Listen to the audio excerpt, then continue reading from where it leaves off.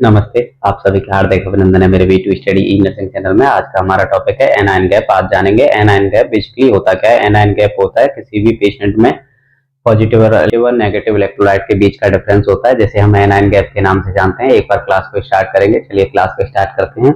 Anion gap definition: the gap between difference between positive and negative electrolyte in the blood, जो कि हमें metabolic acidosis के बारे में रिप्रेजेंट करता है। अगर किसी पेशेंट का एनायन गैप है 12 मिलीकुलंट पर लीटर, तो उसे पॉजिटिव एनायन गैप के नाम से जानते हैं। तो उस पेशेंट का ब्लड जो पीएच है वो एसिडिक होगा। इसका फॉर्मूला होता है Ag is equal to Na minus chloride minus के बाइकार्बोनेट।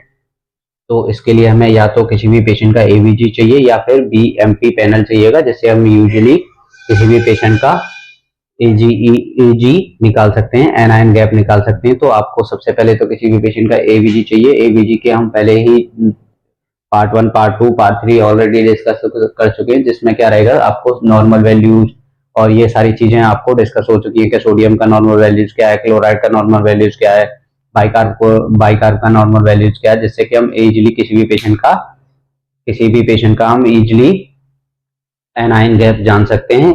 या फिर आपके पास होना चाहिए बीएमपी पैनल। बीएमपी पैनल होता है वेसल मेटाबॉलिक पैनल होता है, जो कि हमें किसी फिश लाइक स्ट्रक्चर पर रिप्रेजेंट करना होता है, जिससे क्या होगा हम इजीली रिमाइंडर कर सकेंगे कि किस किस कंपोनेंट से किस किस कंपोनेंट को डिफरेंस करें, जिससे कि हम किसी भी पेशेंट का एनायन गैप जानेंगे। एंड आपको रिमाइंडर रखना होगा Na अपॉन के chloride upon bicarbonate blood urea nitrogen upon serum creatinine और ग्लूकोज। ये एरो रिप्रेजेंट करता है किस किस कंपोनेंट से किस किस कंपोनेंट को डिफरेंशिएशन करना है, जिससे कि हम किसी भी पेशेंट का इजीली एनायन गैप जान सकते हैं।